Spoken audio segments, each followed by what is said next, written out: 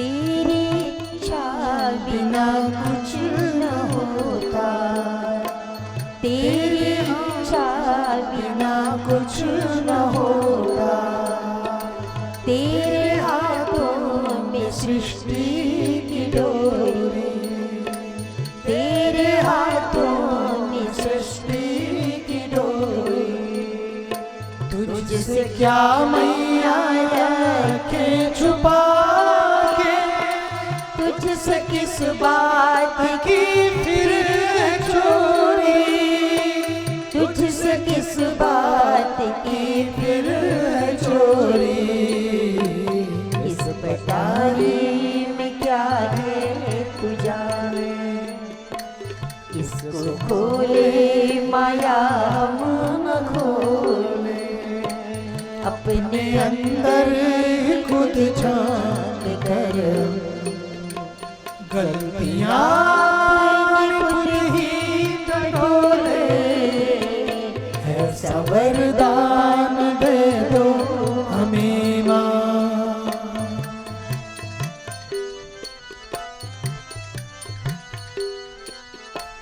हमको कुंदन बना दो भवानी, हमको कुंदन बना दो भवानी। लाख चाहे पड़े क्यों न तपना, लाख चाहे पड़े क्यों न तपना।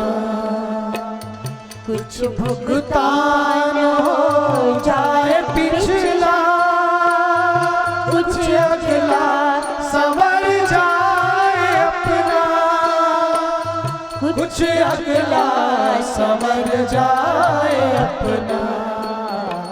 तेरी करुणा की गंगा मैया, सारे कर्मों के हम मैल धोले, अपने अंदर ही खुद झांक कर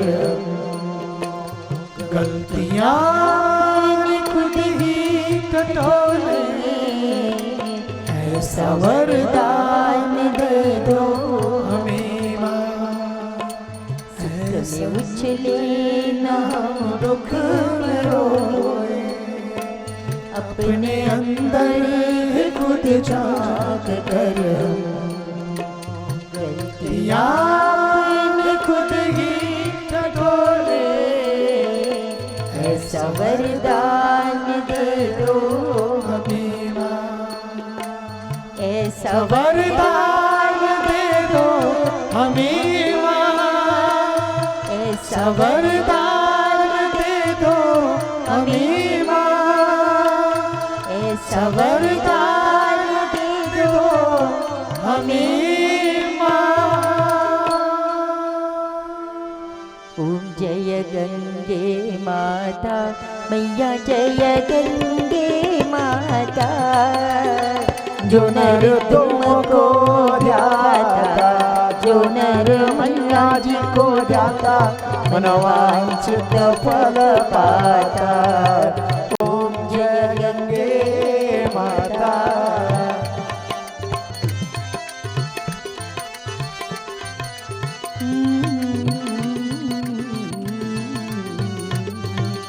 चंद्र सी ज्योत तुम्हारी, जल निर्मल आता, मैया जल निर्मल आता। शरण पड़े जो तेरे, शरण पड़े जो तेरे, सोनर तर जाता। ओम जय गंगे माता।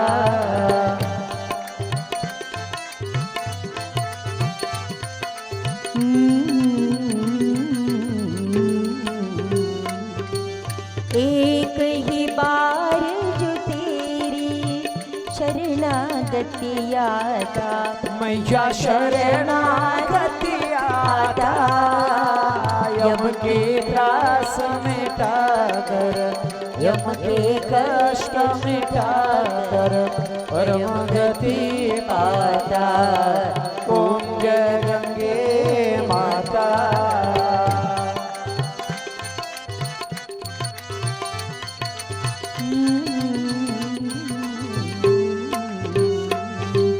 आरती मात तुम्हारी जो जननित दाता, उमेशा प्रेम सहित दाता, दास वही सहज में, भक्त वही सहज में, मुक्ति को पाता।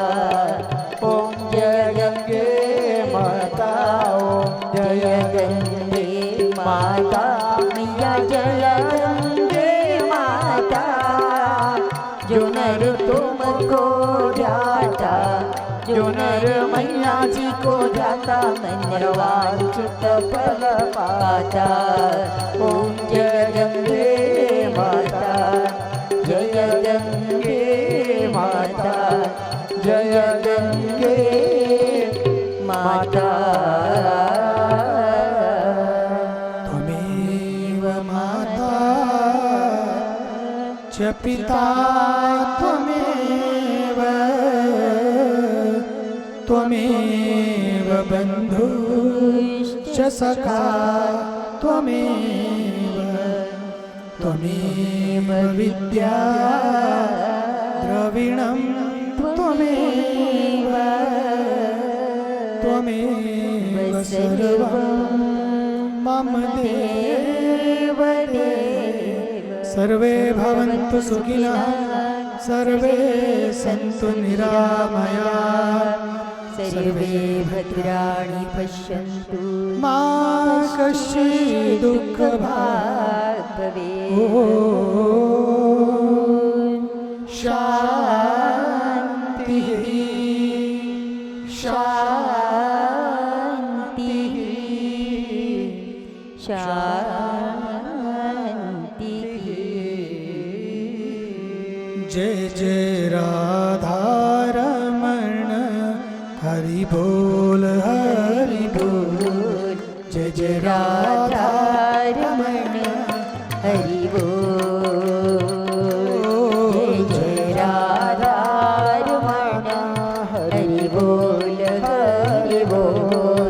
जय जय राधारमण, हरि बोल। जय जय राधारमण, हरि बोल हरि बोल। जय जय राधारमण, हरि बोल। जय राधारमण, हरि बोल हरि बोल। जय जय राधारमण, हरि बोल। जय जय राधारमण, जय जय राधारमण, जय जय राधारमण, हरि बोल। ओ जय जय राधारमण, जय राधारमण, जय जय राधारमण, हरि बोल। जय जय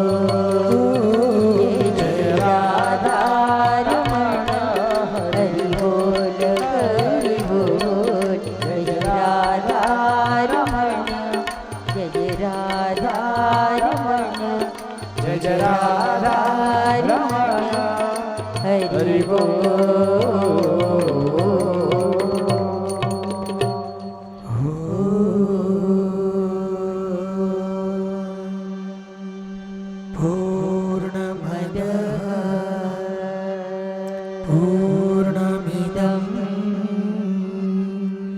पूर्णात् पूर्णमुदच्यते पूर्णस्य पूर्णमादाय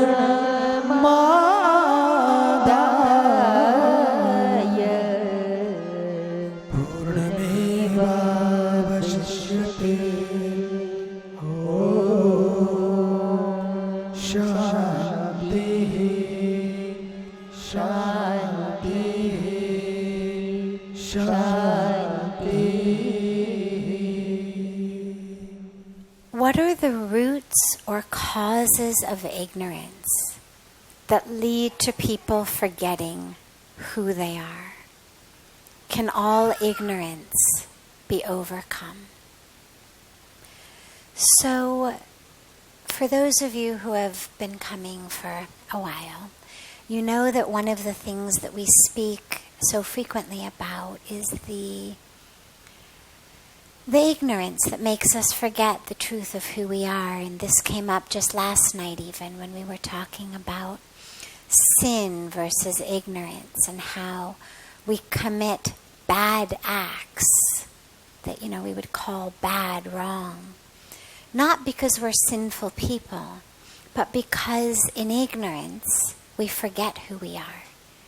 We forget the divinity of who we are. And so in acting out of the illusory identification with the body,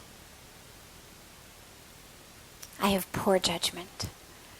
And I act out of ego or anger or greed or lust or jealousy or all of these things that are a product of the false identification with the ego. So the question says, what are the causes or the roots of this ignorance? Like, why do we have this? And can all ignorance be overcome?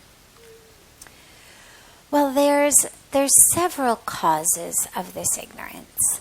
None of them is our fault. We are not to blame. This is not an ignorance that we are somehow at fault for. One aspect of it is literally that this is the way the creation works. So, for example, when we are born, sometimes very, very young children will remember past lives. There's lots of stories, in fact, throughout history, the stories of people most connected to past lives, most connected to the divine, were very young children. Most of us, by the time we're born, the curtain has already fallen and we've forgotten.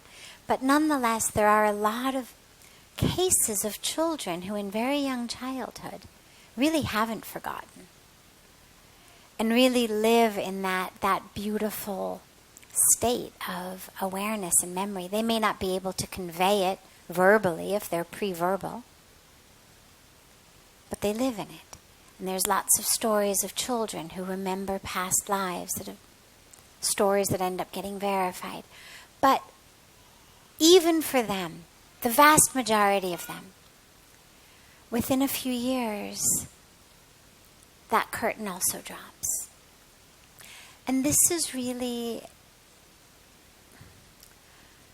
some of it is what you could call God's Leela, the divine drama, which is sort of the basket into which pretty much all things that we don't understand about why God did it like this or why God did it like that, we put them in the basket of what we call Leela, which is God's drama. That the divine has created this world in which we all have to act our parts. Why did we come into this world with ignorance? Well, the only reason for that I've ever heard, and I've been very, very blessed to be in the presence of many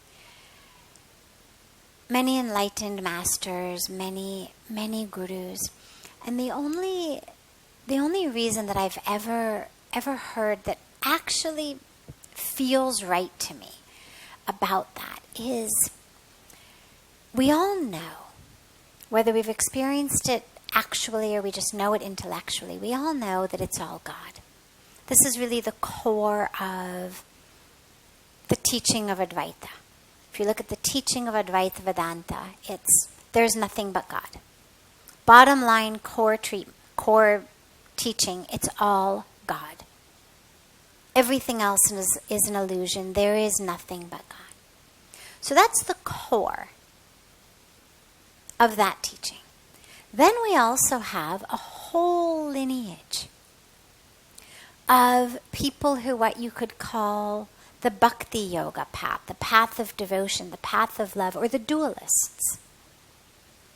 Those for whom there is a lover and a beloved, a devotee and God. Now, here's the thing though. Even those who are on a path of devotion, even those who worship a God in the name and form, whether it's Krishna, whether it's Ram, whether it's Shiva, whether it's the Divine Mother, whatever form it may be of an infinite number of possibilities, on the deepest and highest level, they also know it's all God. They know that God isn't actually living just in this statue or just in this image. They know that. They know on the highest level God is everywhere, God is in me. But being in love feels really good. There is a joy of being in love. That joy of coming back together, the joy of two becomes one, is such that according to this philosophy of why God has created us like this, why has God made us forget, that it's so that God experiences through us that joy of two becoming one. That through our forgetting and then slowly re-remembering as we come on a spiritual path, through our illusion of separation and then coming back into the truth of oneness, that experience of coming back together in love is so beautiful and is so powerful that in order to have that experience, we have been given a veil of forgetfulness. So that's the philosophy of why did we forget in the first place, from the deepest spiritual level that I've heard that feels the most right. Yes, this is a drama, but the idea that somehow it's a meaningless drama doesn't feel right to me. It doesn't make sense. It's not in alignment with my experience. If it's God who's created it, there must be a meaning behind it. There must be a reason. Clearly, God doesn't play just the way children play in a sandbox. So if we're talking about the divine play, it's going to be play with a purpose, play with a meaning.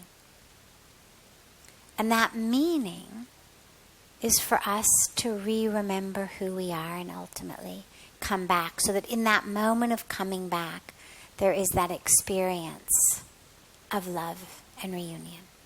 It's the same thing in a lot of people's relationships that makes couples create drama and conflict where really there was no need for drama or conflict.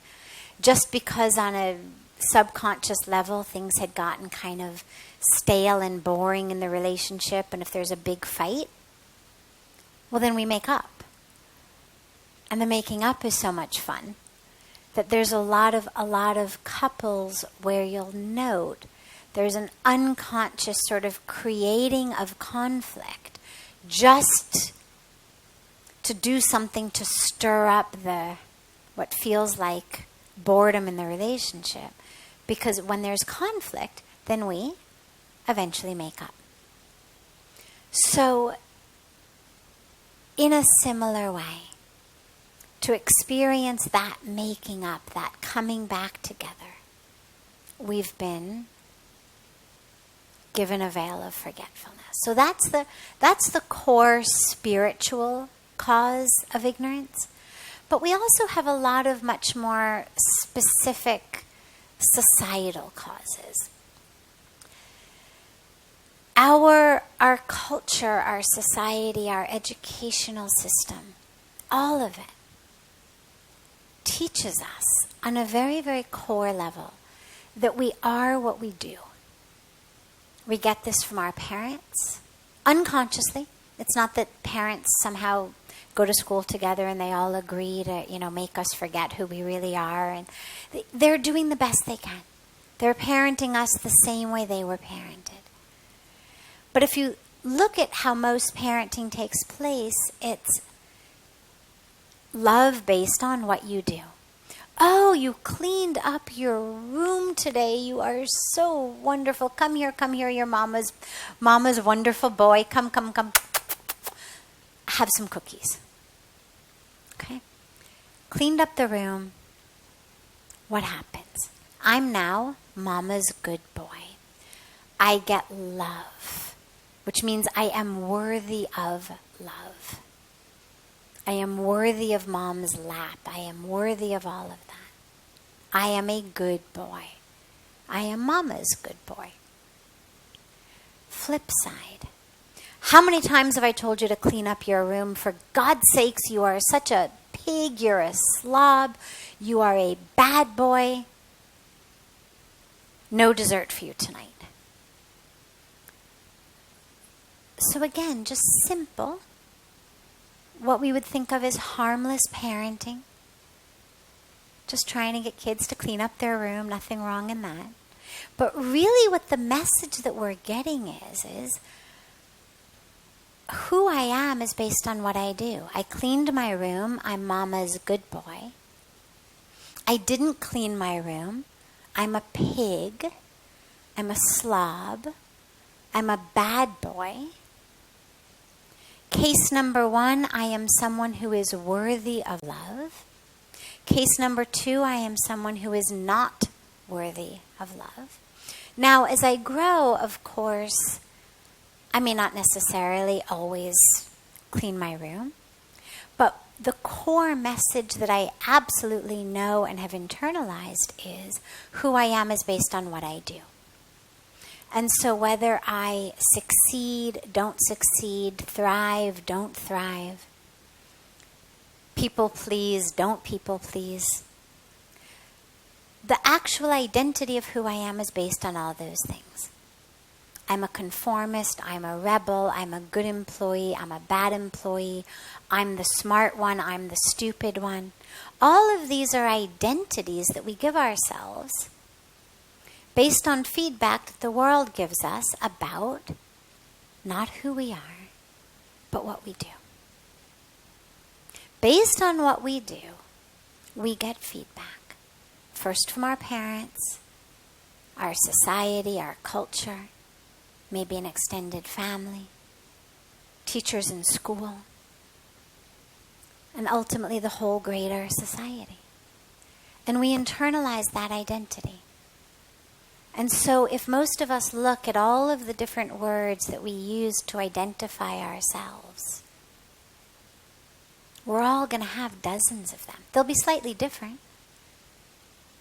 But most of us are going to have either good or bad, worthy, unworthy, stupid, smart, success, failure.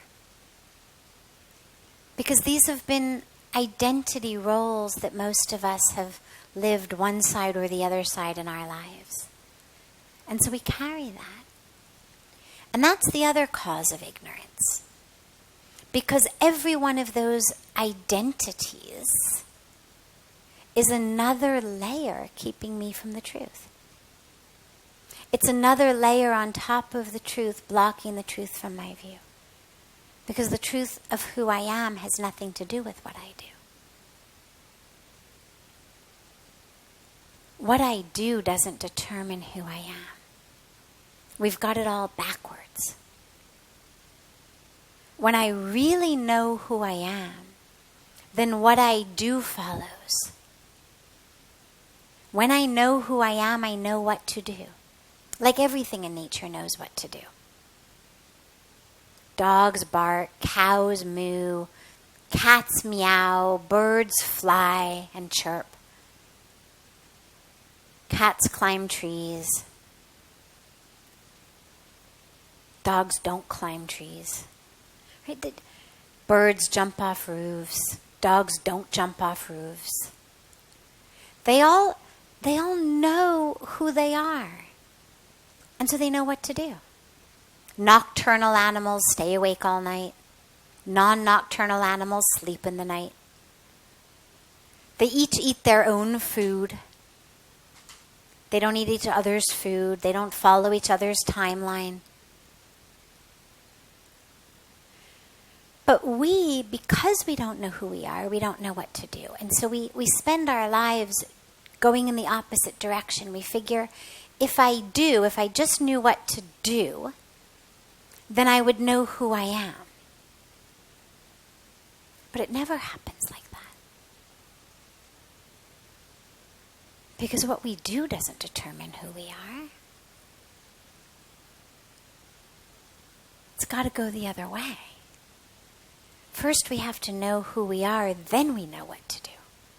So that's the other cause of ignorance, is that we have internalized all of the different identities that the world has given us. Our parents, our teachers, our neighbors, society, culture, all of that we've internalized it. And so that's become who I am. And so when we talk about who you really are, soul, spirit, consciousness, divinity, that's a very hard place for most of us to go because we don't identify like that. We identify as a doctor, an engineer, a lawyer, so-and-so's wife, so-and-so's father, a successful businessman, a failure, a drug addict, someone who suffers from depression, someone who's stupid, someone who's worthless, someone who's better than everybody. Whatever our thing may be, our identities are these boxes. And this is where the only way to break that ignorance, as the question asks, can all ignorance be overcome? Yeah, but only with the truth. The only way to overcome that ignorance is with truth, in the same way that the only way to dispel darkness is with light. You can't just will away darkness. The only thing that makes darkness go away is when there's light. And the minute there's light, the darkness evaporates. It's not like the light comes, but then you've still got to say to the darkness, hey, come on, look, now it's time for the light. You be getting on your way now. The moment there's light, there's no longer darkness. They're mutually exclusive. They cannot coexist. In the same way that truth and ignorance cannot coexist. I cannot simultaneously experience who I really am and be falsely identifying myself. And this is where all of the great masters of really every spiritual, mystical tradition in the world that's about experience rather than dogma, every one of them has pushed us into meditation. Go within, know thyself. Because no one can give you that. People can give you the falseness.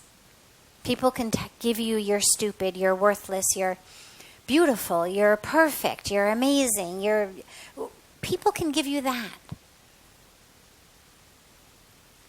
But the truth, people can point to it. We can say that way. Close your eyes, go within, ask these questions.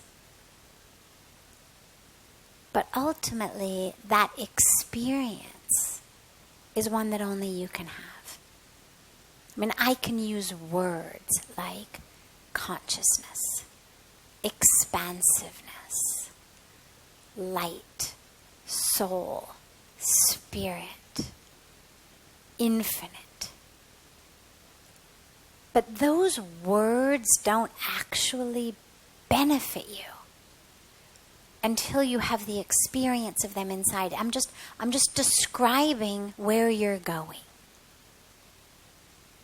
But the experience is one you're going to have. Like I can read off a menu to you. But you've got to eat the food. I can't actually fill your stomach by reading a menu. I can make you salivate. I can tell you which dishes are wonderful. I can get you excited about dinner. I can point you toward what to eat. I can make it sound so wonderful that you want to just rush there right now. But ultimately, you still are going to have to actually chew and swallow the food. And in the same way, you're going to have to actually have that experience of truth for the ignorance to go away. But until you have that, don't worry, because simply knowing that what we're living in is ignorance, even if we haven't yet had the felt experience of truth, simply knowing that this isn't really real, this isn't really true, that's also very beneficial because it keeps us from getting stuck. If I know I'm on a path to truth, this is not the truth, then even if I haven't yet fully arrived over here, I know not to get too stuck over here. I'm going to be able to say to myself, yeah, that person just told you that you were, horrible and worthless and stupid. Or that person just, praised you to no end and told you were amazing. But you know what? I'm not going to react either way. I'm neither going to feel horrible about myself nor great about myself. Because I'm neither of those things. Neither am I the stupid, horrible, worthless one. Nor am I the fantastic, amazing, worthy one. I just am. I just am. And in that amness, it's all there. There's no box that fits around the amness. And so even if I haven't yet had that experience, I know, okay, don't get too caught up in these identities. Either way, the stuff that feels good or the stuff that feels bad, they're both cages. They say even a cage made of gold is still a cage ultimately. You're still stuck. You're not any better off in a cage made of gold than you are in a cage made of metal. And so the positive identities are really just that cage made of gold. Yeah, it feels better than the cage made of metal. But ultimately we're stuck both ways. And the goal is to get free of either of those. To realize I just am. And to sit in that. And in that the rest comes. But we each have to do that for ourselves. So along the way, just keep remembering what you're not. That you're not your body, you're not your career, you're not your bank account, you're not what you look like, you're not your relationships, you're not the way that the world reacts to you. You're not your religion, you're not your culture, you're not your sexual orientation, you're not your age, you're none of those things. You just are. In an infinite isness. And the less and less you identify with that which is not true, the more space there is to experience the truth of what is. But that's why we spend some time each day, at least, with our eyes closed and our legs crossed, to go within, to have that experience of truth. So the light comes on inside and removes that darkness. When you sleep, when you dream, that world is very real. You're absolutely in that world. And then you wake up. And then you realize, oh, I'm no longer in that world. And it's gone. I mean, literally, most of the time, we can't even remember that. You know, you try to hold on to a couple threads of maybe what the most recent dream was. But not only are we no longer there, but it's gone. But it was so real. Then we live in this world. And it also feels so real. But then when we reach a state of waking up from this world, you realize, oh, I was just in a dream. But now, it being a dream, it doesn't mean that it's been created by our minds. It's not an optical illusion, let's say. Because when we use the word illusion, when we say not real, that becomes really difficult to understand because there's a lot of possible meanings of that. One meaning is when we say an optical illusion. Look out there on a black asphalt road on a hot sunny day in the desert, and you're going to get what looks like water on the road. Now, it's not actually water. It's an optical illusion. There actually is no water there. It's just a trick that the eyes play with light and depth and color, refraction of light. This world is not an illusion in that way. It's not an illusion where the closer you get, the quicker it disappears, like the illusion in the desert. It's not like we've got something stuck on our eye and it's just, creating a world. And the reason that we know that is we each have separate minds. But we live in the world together. I mean, we of course have different perceptions of aspects of the world, but we can all, agree that this is a glass of water. You can all see it. It's not something that just my mind has created and doesn't really exist. We know it exists, and if I turn it upside down, my clothes will get wet. You'll be able to come up and touch it and feel that it's wet. We would be able to get 100% consensus in the room, a unanimous consensus that my clothes were now wet. I wouldn't even have to prompt you. I could simply pour it upside down and say, okay, come forward. What do you feel? And every one of you would say wet clothes. So it's not an illusion in that way where my mind is playing tricks on me and my mind has created something that actually isn't here. My eyes are deceiving me. Not that. But it's an illusion on the highest level of truth. And so for me, the best way to think about this, the best analogy of this, is the wave and the ocean. So we have an ocean, and the ocean we're going to call truth. But you have to imagine for a moment that it's not an ocean like the Pacific or the Atlantic that actually has borders, but sort of an infinite ocean that has no beginning, no end, no shores, because the soul is just infinite. So if we imagine that our ocean were infinite, now on that ocean you have waves. If I'm looking at a wave, there's two ways of looking at that, maybe many, but at least two. One way is to say wave.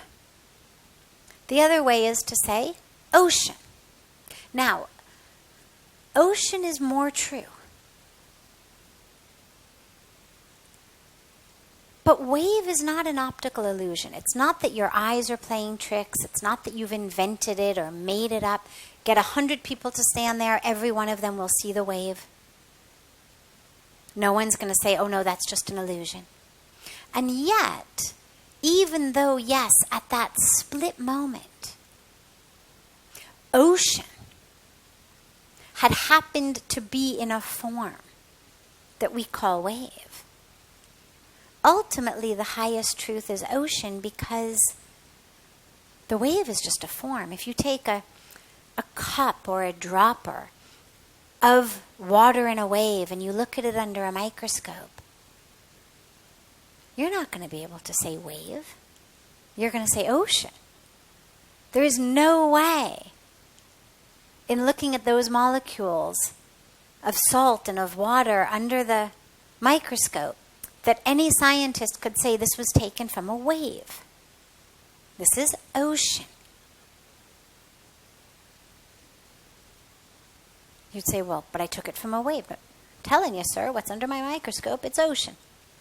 In the same way, if you could think about like the divine scientist, sort of the supreme scientist looking at us, and you're saying body, man, Indian, and the scientist is saying, I don't know, under my microscope, I'm seeing divine.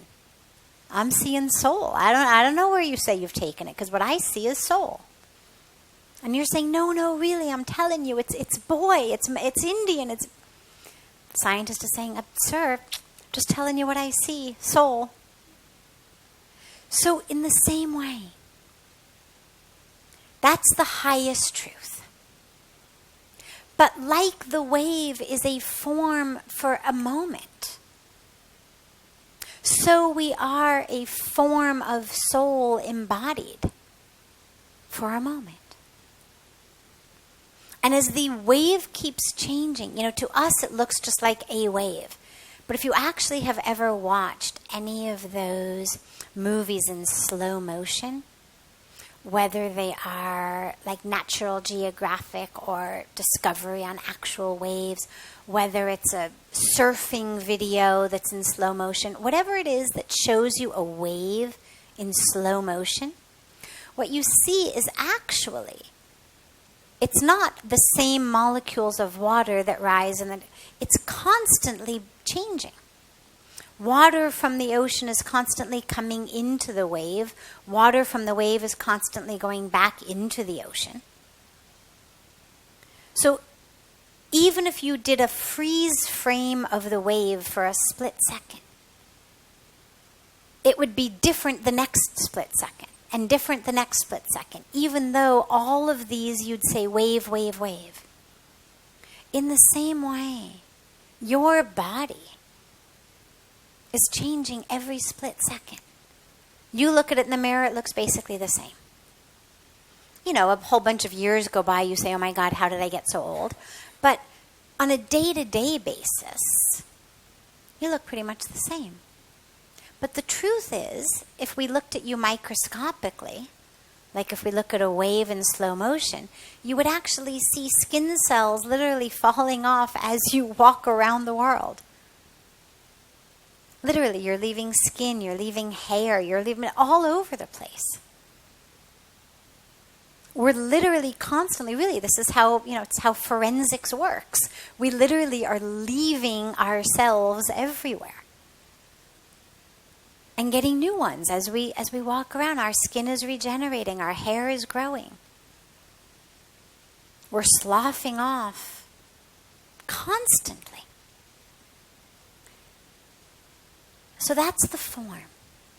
It's not an illusion any more than the wave is an illusion. But it's also not the highest truth. The highest truth is ocean. Thich Nhat Hanh, who's a very, very beautiful Buddhist sage, teacher, says enlightenment is when the wave realizes it's the ocean. Enlightenment is when the wave realizes it's the ocean. So the same is for us. Enlightenment is when we, the wave, realize we are soul, ocean. Doesn't mean the wave is false or that we are false. We're just very short.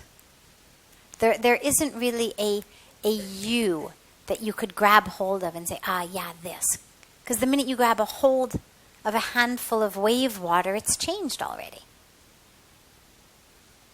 The minute you grab a snapshot of you, you've changed.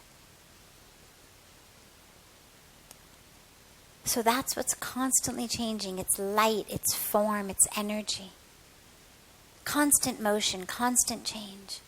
That which is real is that which is unchanging, which is soul, ocean. Waves come and go, but ocean stays. So that's what we mean by the highest truth is soul. And that the rest is an illusion. Not the trick of the eyes, but just the shallowness of the vision that we have. Like our eyes are literally closed while we sleep and dream. These two eyes.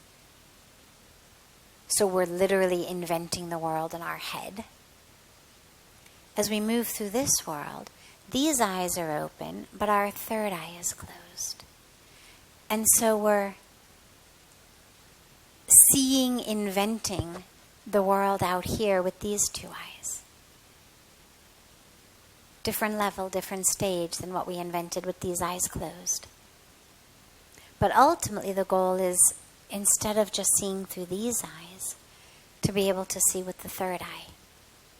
That's the divine eye. That's the eye that shows us the truth.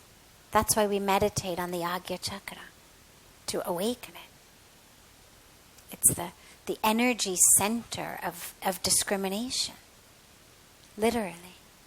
Not discrimination like black and white, but discrimination as in truth and falsehood. So the falsehood of our identity as this very fleeting, very transitory physical vessel versus the truth of our eternal existence as the unchanging soul.